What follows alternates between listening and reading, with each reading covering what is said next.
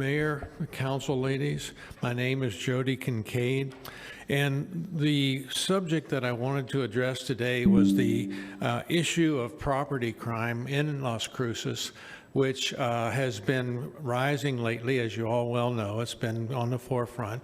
But one of the other sad side effects of that is that business owners are apparently being told that if the property damage from vandalism, breaking and entering, that sort of stuff, doesn't meet a certain financial criteria, and I believe it's around $1,000, that nothing can be done about it. It's not a crime worth going after. So I wanted to review a few statements basically from our founding fathers about the rights of property. John Locke, who at the time of the American Revolution was a political philosopher in England, said that for the preservation of property being the end of government, and that for men to enter into society, the government cannot take from any man any part of his property without his own consent. If you do not stand behind enforcing the laws, that is being violated. John Adams said, property must be secured or liberty cannot exist. James Madison said, government is instituted to protect property of every sort, and nor is property, this being the end of government, that alone is not a just government, nor is property secure under it where the property which a man has in his personal safety and personal liberty is violated by arbitrary seizures of one class of citizens. If we do not enforce our laws, we are letting a class of citizens violate that right. In 1795, the Supreme Court said the preservation of property then is a primary object of the social compact. It is contrary to the letter and spirit of the Constitution to violate that. And last but not least, I wanted to quote George Sutherland, who was a U.S. Supreme Court member, as he was talking to the New York State Bar.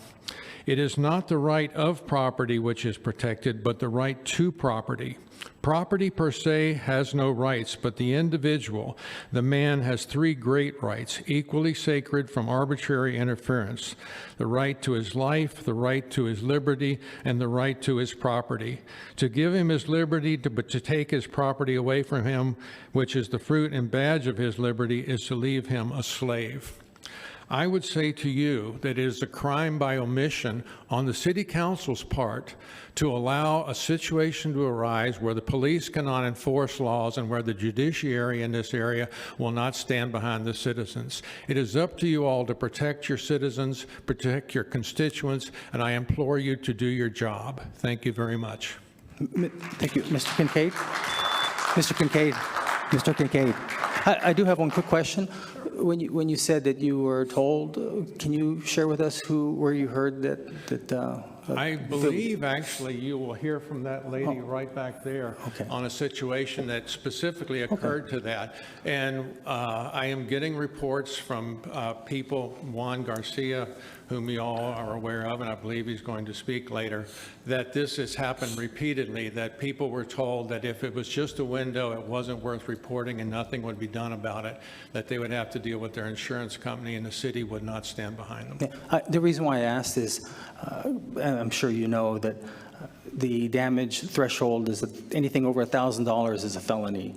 And so, I mean, I think nowadays, gosh, a couple windows is an easy $1,000. So exactly. I just want to encourage and suggest to continue for those that experience this type of damage to please at least note it, call it in, do whatever is needed. You know, a few months ago, and I appreciate the patience of the public, the LCPD was down 20 some odd officers, but I think with this recent graduation, thanks to retired Chief Miguel Dominguez, the city police department is almost at full strength. So I think that's something there that probably EFO will at least obviously take in consideration with interim chief Story. I mean, I as a citizen I look to the city council to take charge and to stand up, and if they say we can't do it because of something that was passed in Santa Fe, stand up to Santa Fe, say this needs to be changed because our people are suffering because of laws that don't protect the people. So, Yes, sir.